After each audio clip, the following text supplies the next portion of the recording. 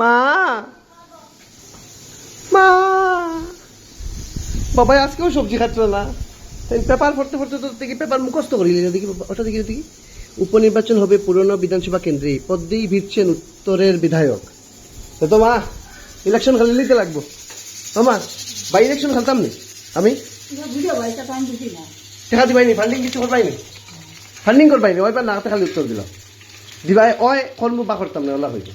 তুমি চাওনি তোমার ফু এম এল এ হইতো, ওই না নাতে উত্তর দাও চাও না নিজের পয়সায় না নি।